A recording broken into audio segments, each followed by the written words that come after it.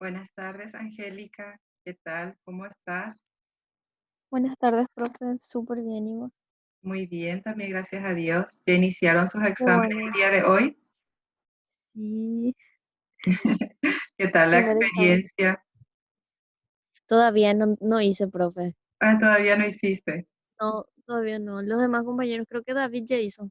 Ah, Ujú. espero que les vaya Pero muy bueno, bien. gracias, profe. Hoy la idea de la clase es un poco poder repasar los ejercicios que hemos dado, porque he visto Ujú, que estaría tenían bueno. algunos inconvenientes con el Sí, profe. gráfico y también con de repente cómo calcular el costo de oportunidad. Entonces, por eso creí conveniente poder repasar con ustedes y también en la tarea, en la plataforma van a estar encontrando el material de la semana. En realidad es una recopilación de las 3 unidades que hemos desarrollado hasta ahora.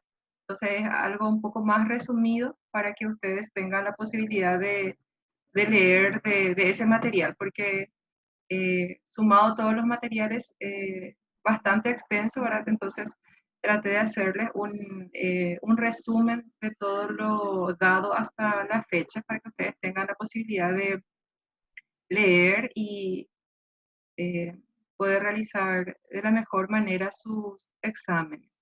Entonces, en la plataforma, el material que tienen es justamente un material repaso de las 3 unidades. Ujú, ya, muchas gracias, profe. Así también vamos a entender mejor. Sí, exactamente. Bienvenida también Valeria y Lucina.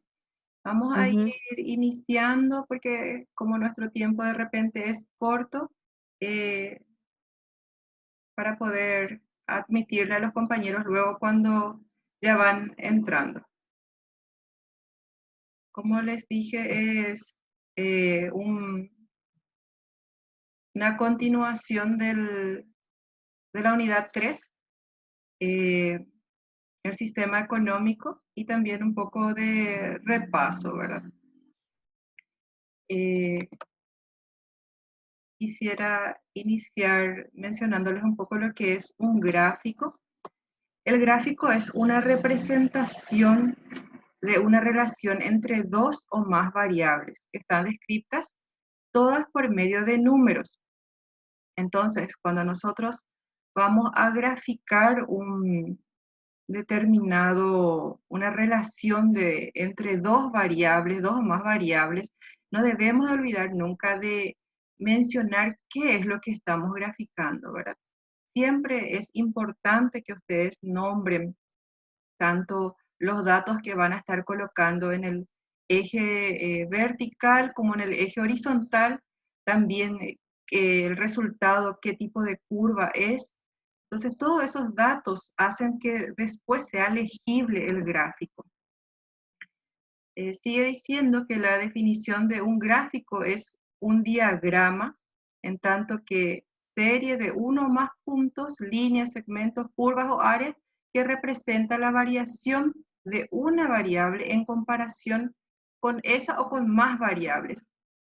En otras palabras, los valores que se muestran en un sistema de coordenadas cartesianas depende de lo que se esté intentando demostrar o determinar. Entonces, reitero nuevamente, siempre cuando están realizando un gráfico, no se olviden de nombrar qué es lo que están tratando de demostrar o determinar, porque siempre es una relación.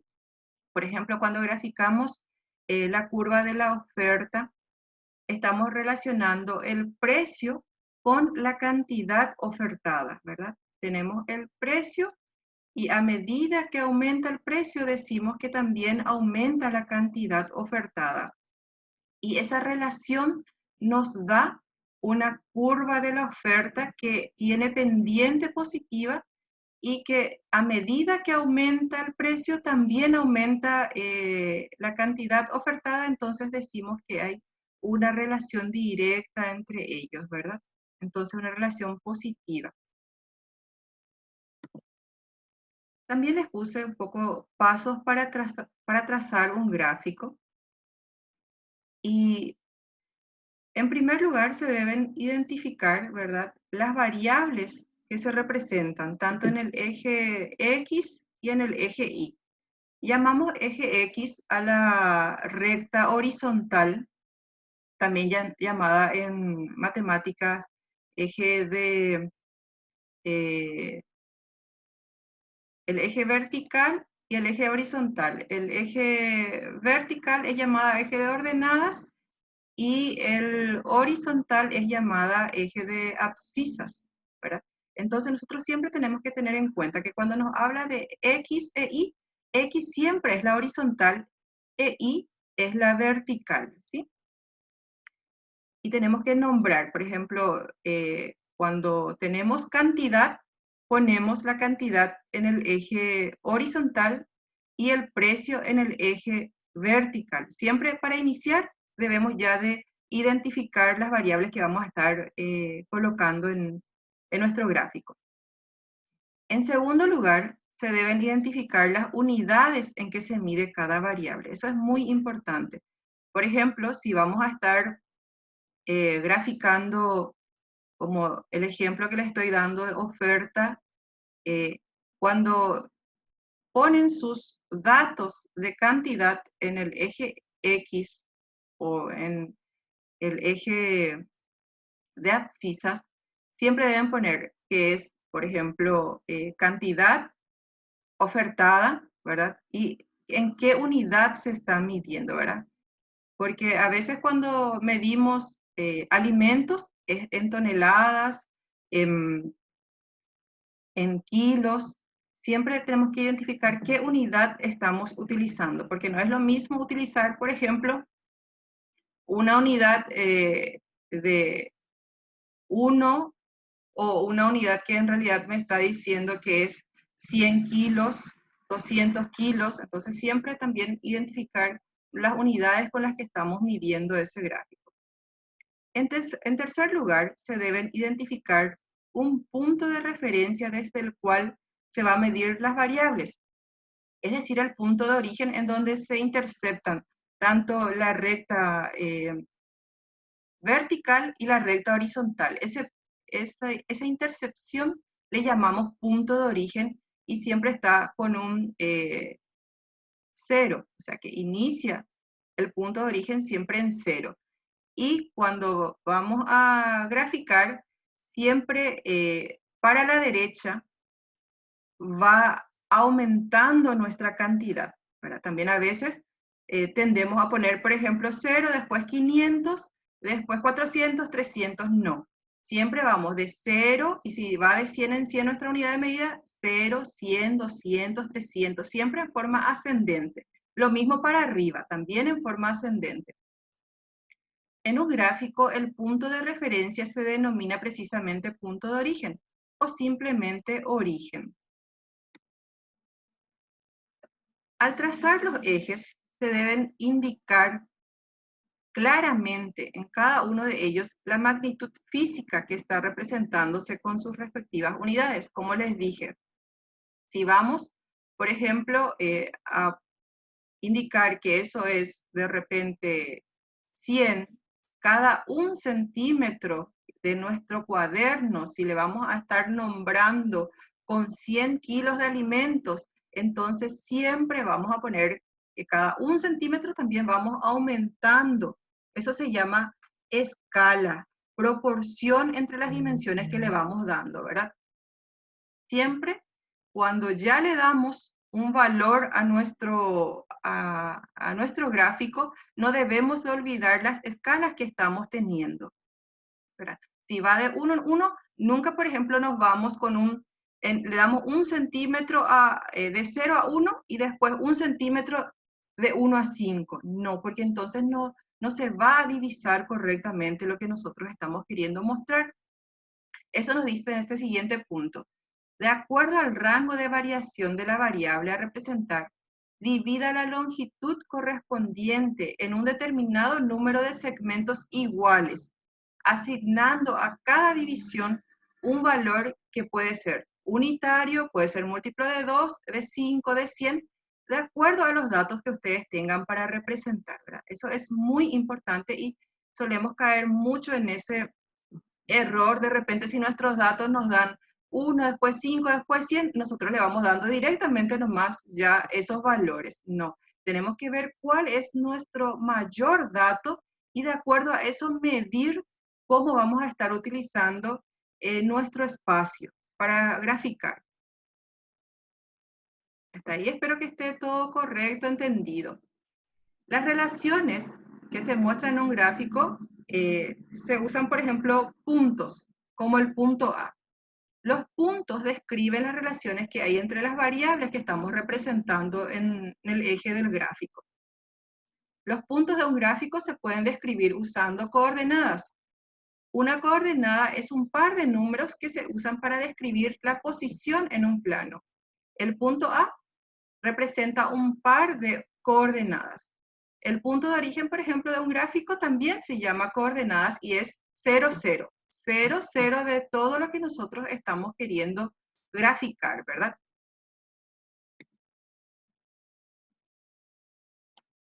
Hasta aquí no hay ninguna consulta. ¿Se entiende más o menos por qué quería explicarles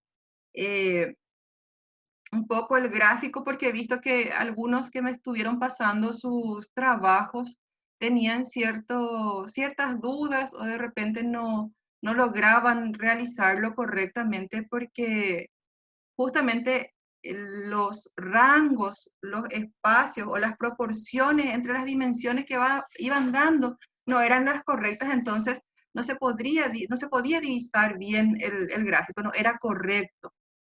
Entonces, por eso justamente quise hacer un poco una introducción. Esto es parte de matemáticas, pero como nosotros en economía utilizamos muchísimo los gráficos, incluso nos es más fácil de repente explicar ciertos movimientos, ciertas variaciones al mirar un gráfico.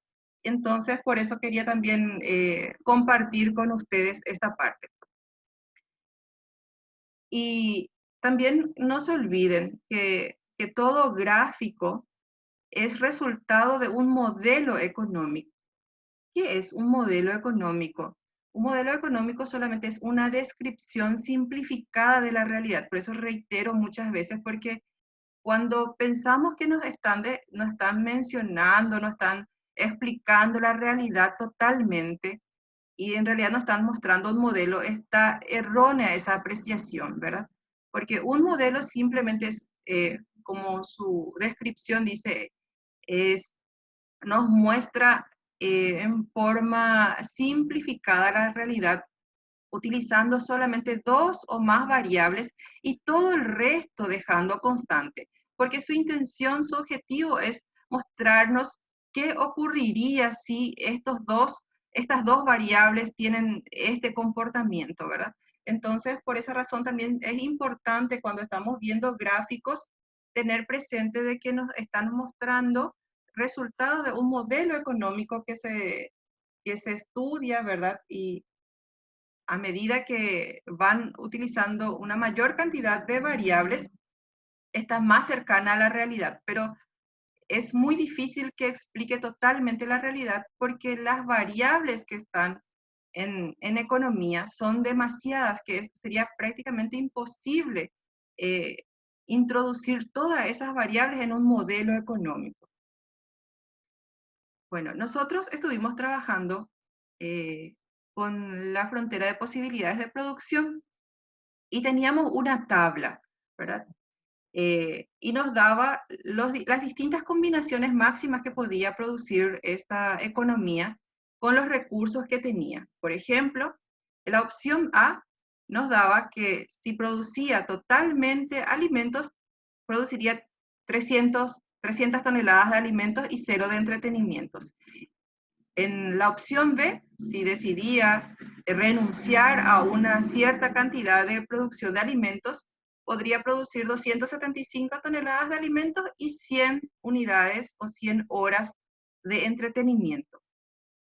Y lo mismo iban en los siguientes puntos.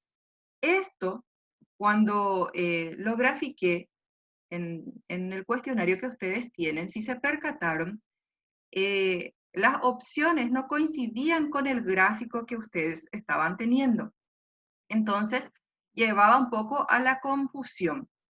En realidad, al pasar estos modelos en Excel, a veces suelen variar, digamos, las ubicaciones de los datos y por eso ocurrió este error, ¿verdad? Involuntario, después ya me percaté y justamente también una compañera de ustedes me estuvo mencionando, ¿verdad?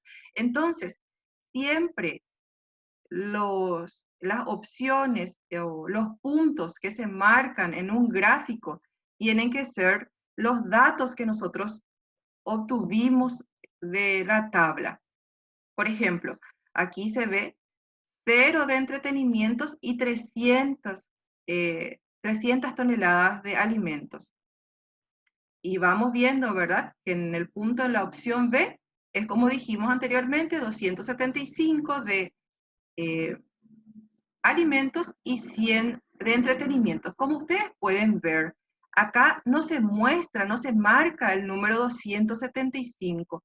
No necesariamente haga falta que se marque ese 275 porque entendemos que entre 250 y 300 la mitad tiene que corresponder al valor 275. Por eso ustedes simplemente cuando van a graficar tienen que tener en cuenta las proporciones que le van dando a sus escalas, ¿verdad? Aquí, por ejemplo, va de 50 en 50, 50, 100, 150, 200, 250, porque el dato más alto es de 300. Y sin embargo, en este punto también, como el dato es de 400, también va llevando de 50 en 50. Entonces, eh, no necesariamente siempre vamos a tener marcado la cantidad de datos, pero la posición en la que está ese punto corresponde, debe de corresponder a esa cantidad. Espero que se esté entendiendo. ¿Hay alguna consulta hasta aquí? Voy a continuar con un ejercicio de la frontera de posibilidades de producción. Bueno, este ejercicio nos dice, en una economía donde hay 5 trabajadores, uno puede hacer 4 tartas o 3 camisas al día. O sea, un trabajador, cada trabajador puede llegar a hacer 4 tartas o 3 camisas al día. Si dedica sus 8 horas de trabajo a realizar solamente tartas, puede hacer 4 en el día. Y si utiliza sus 8 horas de trabajo a realizar camisas, puede llegar a realizar un máximo de 3 camisas al día. Cada trabajador nos está diciendo, ¿verdad? Y nosotros tenemos 5 trabajadores. Nos pide trazar la frontera de posibilidades de producción, ¿verdad? ¿Cuántas tartas podría consumir si estuviera dispuesta esta sociedad a renunciar a la producción de camisas? Y nos pide también indicar qué puntos del gráfico representan métodos de producción ineficientes y explicar por último cuáles son inalcanzables. Tenemos nuestros datos. Tenemos los factores de producción, en este caso son 5 trabajadores. Esto es lo que nosotros tenemos para producir, 5 trabajadores. No nos está hablando de las maquinarias, solamente nos da como dato los 5 trabajadores. Y la producción máxima por trabajador sería 4 tartas o 3 camisas. No 4 tartas y 3 camisas, son o 4 tartas o 3 camisas. Teniendo ya esto, podemos nosotros realizar nuestra combinación de producción máxima. En el ejercicio anterior, nosotros ya teníamos ya los datos de la producción máxima, no hacía falta realizar ningún ejercicio previo.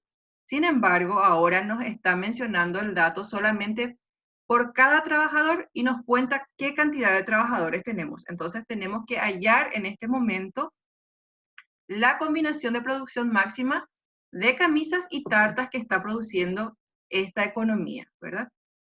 Mencionamos que 5 trabajadores tiene. Si todos los trabajadores, los 5 trabajadores con los que cuenta esta economía se dedica a realizar camisas solamente, puede llegar a realizar hasta 3 camisas al día, porque dijimos que cada trabajador puede producir una camisa. Y si tenemos 5 trabajadores por 3 camisas, podrían producirnos 15 camisas. Entonces, ningún trabajador estaríamos destinando a la producción de tartas y se estaría produciendo nada de tartas, ¿verdad? Sin embargo, si optamos por producir, por dedicarle el tiempo de nuestros trabajadores, de 4 de ellos solamente, a realizar o producir camisas, podemos llegar a tener un máximo de 12 camisas. ¿Por qué? Porque cada trabajador mencionamos que puede hacer 3 camisas, 4 por 3, entonces 12 camisas puede producir. Y uno de nuestros trabajadores ya va a estar realizando o produciendo las tartas, y un trabajador puede llegar a producir hasta 4 tartas. Seguimos. Si ahora la economía decide destinar su factor trabajo, 3 de ellos, a la producción de camisas, ya vamos a estar teniendo solamente 3 camisas. Estamos renunciando a una mayor cantidad de producción de camisas para producir mayor ya cantidad de tartas, ¿verdad? Entonces ahora 2 trabajadores se van a dedicar a realizar, a hacer tartas, y vamos a tener ya 8 tartas. 2 por 4, 8. Si vamos disminuyendo la cantidad de trabajadores, 2 trabajadores solamente ya que hacen camisas, 2 por 3 camisas que puede hacer cada uno, serían 6 camisas. Y 3 trabajadores ya estarían realizando o haciendo tartas, que ya serían 12 tartas. 4 por 3, 12, porque cada trabajador puede hacer un máximo de 4 tartas en el día. Y ahora, si solamente ya un trabajador se pone a hacer camisas, solamente ya vamos a tener 3 camisas, porque un trabajador puede hacer hasta 3 camisas. Y 4 de los trabajadores, si se dedican a hacer tartas, tendríamos 16 tartas. 4 por 4, 16. Y en el último, en el extremo, en que ningún trabajador se dedique a realizar camisas, tendríamos 0 camisas, y 5 trabajadores estarían ya realizando tartas, tendríamos un máximo de 20 tartas. Ahí ya estamos teniendo las combinaciones máximas, las distintas opciones que tiene esta economía con la producción o con los recursos que tiene. Y aquí solamente ya pasamos en la tabla de datos, ¿verdad? En el caso A, 15 camisas, 0 tartas. Punto B, 12 camisas, 4 tartas. Esto, cuando llevamos a un gráfico, tendríamos de esta forma. Esta sería la frontera de posibilidades de producción de esta economía. ¿Ven? Solamente ya vamos asignando las distintas combinaciones en los puntos que tenemos, ¿verdad? Aquí, en esta parte del gráfico, le fue dando una escala de 2 en 2, una proporción de 2 en 2. Entonces, 15 está entre 14 y 16, el punto está 15. 0 de tartas, 15 de camisas. 12 de camisas serían 4 de tartas. Y así, ¿verdad? Hasta que la economía decide que de repente producir, ya no hace falta camisas, solamente nuestra población necesita solamente de alimentos, entonces vamos a destinar todo nuestro factor de producción a la elaboración de tartas. Entonces tenemos hasta un máximo de 20 tartas que puede producir esta economía. En nuestro ejercicio nos pedía, ¿verdad?, trazar la frontera de posibilidades de producción, que ya hicimos. ¿Cuántas tartas podría consumir si estuviera dispuesta a renunciar a la producción de camisas? Y un máximo de 20. Esta sería, si la economía estuviera dispuesta a renunciar a la producción de camisas, podría producir un máximo de 20 tartas. Esa sería la respuesta. Después nos dice indicar qué puntos del gráfico representan métodos de producción ineficientes. Nosotros habíamos dicho en la clase anterior que si producimos por debajo de la frontera de posibilidades de producción, es una producción ineficiente, porque no estamos utilizando en su máximo posible nuestro recurso, ¿verdad? Porque dijimos, en este caso, en este ejemplo, que cada trabajador podría hacer o 3 camisas o 3 tartas. Y sin embargo, si estuviese aquí por debajo de la frontera de posibilidades de producción, voy a llamarle el punto W, estaría produciendo 4 camisas y 10 tartas, pudiendo llegar a producir, ¿verdad? En este punto, no sé, hasta 7 camisas con 10 tartas, ¿verdad? Un aproximado. Entonces, toda producción por debajo de la frontera de posibilidades de producción, entonces nos indica una utilización ineficiente de los recursos o también llamamos despilfarro. Podemos llamarle de las dos formas, utilización ineficiente de los recursos o despilfarro. Después nos dice también que expliquemos por qué son inalcanzables los puntos que están situados por encima de la frontera de posibilidades de producción. Inalcanzable sería porque con estos 5 trabajadores que nosotros tenemos utilizándose de manera eficiente su trabajo, su producción, solamente podemos producir sobre, o sea, en la frontera de posibilidades de producción. Todos estos puntos que están en la frontera de posibilidades de producción ya nos está mostrando cuánto es lo máximo posible que puede producir esta economía. Y por encima de la frontera de posibilidades de producción con estos recursos que tenemos, actualmente es un punto inalcanzable. Entonces, la respuesta es, con los factores de producción disponibles en este momento en la economía, cualquier punto por sobre la frontera de posibilidades de producción es un punto inalcanzable, ¿verdad? Porque los recursos con los que disponemos ya nos da solamente para producir hasta la frontera de posibilidades de producción. Después sigue el enunciado, ¿verdad? Continúa este ejercicio. Nos dice, si la economía se encuentra en la misma situación descrita anteriormente, pero se inventa un nuevo método de fabricar camisas, ahora ya no solamente un trabajador va a estar produciendo 3 camisas, sino puede llegar a hacer hasta 5 camisas al día, pero no mejora la fabricación de tartas. Entonces nos pide mostrar la nueva frontera de posibilidades de producción y también nos pide explicar qué relación tiene la nueva frontera de posibilidades de producción con la antigua. Vamos a realizar nuevamente la combinación de producción máxima posible, ahora ya con el dato que cada trabajador, en vez de producir 3 camisas, ya puede llegar a producir hasta 5 camisas. Entonces, si los 5 trabajadores se dedican a producir camisas, puede llegar a producir hasta una cantidad máxima de 25 camisas, ¿verdad? 5 por 5 tenemos que es un máximo de 25 camisas.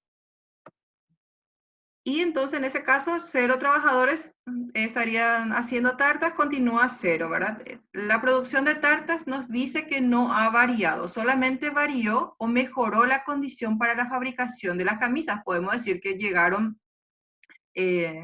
nuevas maquinarias, ¿verdad? Que hacen que un trabajador en 8 horas, en vez de hacer 3 camisas, ya puede hacer 5, ¿verdad?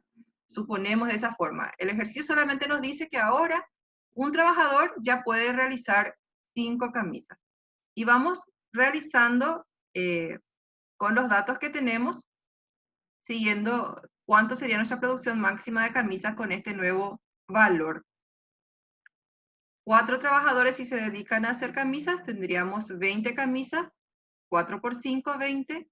Si 3 trabajadores se dedicaran a realizar camisas, tendríamos 15, lo mismo, ¿verdad? Si tenemos 2 trabajadores, ahora podrían hacer un máximo de 10. Y si solamente un trabajador se dedica a la confección de camisas, tendríamos un máximo de 5 camisas, quedando siempre la producción de cada trabajador igual en la fabricación de tartas. Acá ya nos dice que solo varía la cantidad de camisas por trabajador, permaneciendo constante la producción de tartas. Nuestra nueva tabla de datos nos muestra, acá tenemos los datos que podrían hacer anteriormente los trabajadores, que si si en el día solamente podían hacer 3 camisas, y acá ya con la nueva producción de 5 camisas al día, ¿verdad? Y tartas permanece constante. Ahora graficamos esto, ¿verdad? Y tenemos que nuestra nueva frontera de posibilidades de producción asciende o se desplaza hacia la derecha o hacia arriba, también podemos decir, teniendo una nueva frontera de posibilidades de producción, ¿verdad? Aquí solamente ya vamos nuevamente colocando los datos de acuerdo a lo que ya obtuvimos, ¿verdad? Y nos dice que a una producción de 3 camisas al día que teníamos anteriormente, ahora ya podemos producir 25 y nuestra frontera de posibilidades de producción aumentó.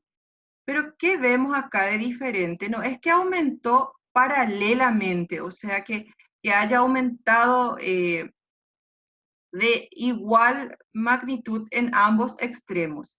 No, aumentaron más solamente la producción de camisas. Si nos ubicamos en este punto F, vemos que si no produce nada de camisas la economía, no hay variación en la frontera de posibilidades de producción porque no mejoró la posibilidad de producir tartas. Solamente lo que mejoró es la condición para producir camisas. Por eso es que se abre más hacia el eje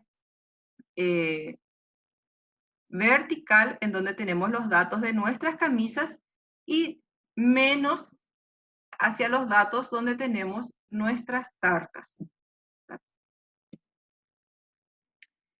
Eso sería un ejercicio que en esta semana ustedes van a tener una similar para realizarlo y cualquier cosa siempre voy a estar a las órdenes para ayudarles. Quería también repasar con ustedes la explicación del costo de oportunidad porque en eso tenían inconvenientes también algunos compañeros, ¿verdad? En el ejercicio anterior que habíamos dado, en la clase anterior, nos pedía explicar el costo de oportunidad cuando pasa del punto B al punto C. En ese momento habíamos dicho que el costo de oportunidad de pasar del punto B al C es de 2 motocicletas para producir una unidad más de computadoras. ¿Cómo eso vemos aquí en este gráfico? Aquí ya les mostré, les puse más diseñitos para que ustedes puedan tener una mejor observación. Primeramente, nosotros cuando vamos a ver el costo de oportunidad tenemos que ubicarnos sobre el punto en el que está actualmente produciendo la economía y el punto en el que va a pasar, o sea, cuando pasa, ¿verdad? Entonces, solamente nos detenemos en el punto B, ¿verdad? Que en este momento dice que la economía está en el punto B y está produciendo 8 motocicletas y una computadora. Si quiere pasar la economía a una producción, a una combinación de producción al punto C, va a producir, según este dato, 6 motocicletas y 2 computadoras. Entonces, nosotros para pasar al punto C, del punto B al punto C, estamos renunciando a la fabricación de 2 motocicletas, porque estábamos produciendo 8, ahora vamos a producir solamente 2. Entonces, renunciamos a 2 motocicletas para producir una computadora más. O sea, que aumenta nuestra producción de computadoras cuando pasamos a este punto nuevo, al punto C, y disminuye nuestra cantidad de producción de motocicletas. Eso es el costo de oportunidad, ¿verdad? Siempre debemos de ubicarnos sobre el punto en el que está produciendo el ejercicio que nos pide, ¿verdad? Y luego ver cuál sería la variación al pasar al siguiente punto. Y les muestro el ejercicio que ustedes están haciendo actualmente, ¿verdad? El segundo ejercicio que me estaba preguntando hoy una compañera, ¿verdad? Y de repente cuando yo le explicaba parece que confundía un poquito, entonces por eso quise dedicarle estos minutos a la explicación del costo de oportunidad que nos pide en este ejercicio, porque la idea es que ustedes puedan entender el concepto cuando estamos hablando de costo de oportunidad, ¿verdad? Nos dice, ¿verdad?, que esta economía en el punto C puede llegar a producir 7.810, vamos a llamarle toneladas de alimentos, y 2.460 unidades de juguete, ¿verdad? Entonces, utilizando de manera eficiente todos sus recursos, esto es lo que puede llegar a producir. O sea que eh, si nos ubicamos en el punto C, ¿verdad? Esto es lo que está produciendo actualmente la economía, utilizando de la mejor manera, eficientemente sus recursos, ¿verdad? 7.810 toneladas de alimentos y 2.460 unidades de juguetes. ¿Cuál sería el costo de oportunidad cuando se desplaza al punto D? Es lo que va a dejar de producir de alimentos, porque ven, en este punto C produce una mayor cantidad de alimentos y en el punto D ya tiene que renunciar ya a una cierta cantidad de producción de alimentos para aumentar su producción de juguetes, ¿verdad? Entonces lo que se hace es ver, ¿verdad? Restar. Podemos ubicarnos, si nos ubicamos en el punto C, restamos 7.810 menos 6.580, entonces va a dejar de producir esta economía 1.200 y 300, perdón, 1.230 toneladas de alimentos. ¿Verdad? Esto es lo que renuncia la economía para producir una mayor cantidad de juguetes. Y esa cantidad de juguetes también debemos de nombrar, ¿verdad? Pero no les debe confundir. Aquello que está disminuyendo, eso es nuestro costo de oportunidad. Ese es el valor, esa es la cantidad que estamos nosotros renunciando. Sin embargo, aquello que aumenta también tenemos que nombrar para decir 1.230 toneladas de alimentos es lo que se renuncia para pasar del punto C al D y para que podamos aumentar 800 unidades de producción más de juguetes, ¿verdad? Porque para de pasar de 2.460 que estábamos produciendo, vamos a producir una mayor cantidad de juguetes, ¿verdad? Que es 800 juguetes más. Entonces, eso un poco era lo que hoy yo quería estar viendo con ustedes y quería que se vayan ustedes familiarizando más con estos ejercicios y que también puedan entender cuando estamos realizando, que de repente ustedes no se sientan perdidos o digan, no estoy entendiendo, solamente estoy terminando el ejercicio para poder completar con mi tarea. La idea siempre ustedes tienen que ver es que puedan aprender correctamente los conceptos que están desarrollando para que a la larga, pasado un tiempo, les pueda servir en sus trabajos, en su vida ya profesional. Si tienen alguna duda, alguna consulta, estoy dispuesta para poder responderle. Tenemos 2 minutitos de tiempo y cualquier consulta que ustedes tengan, entonces estoy para poder responderle, porque el día de hoy, como estamos en la semana de los exámenes, no vamos a tener foro.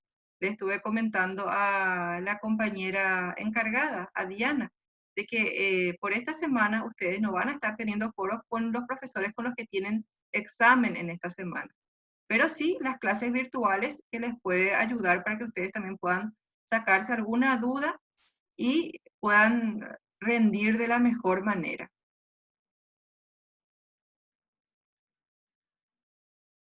¿Alguna duda, alguna consulta?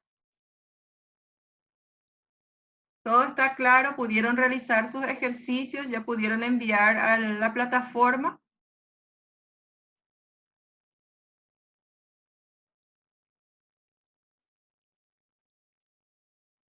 Creo que a todas les pareció fácil este ejercicio porque nadie me pregunta. Bueno, ustedes la materia de economía van a estar rindiendo el viernes 22, y va a estar habilitada la plataforma, y como el día de hoy también que están teniendo el examen de guaraní, para cada examen van a tener un máximo de 120 minutos para poder desarrollar. Actualmente en nuestra materia vamos teniendo conceptos más que ejercicios. A partir del próximo parcial ya van a estar también agregándose ejercicios en nuestro examen, pero por esta vez, como más fuimos dedicándole tiempo a los conceptos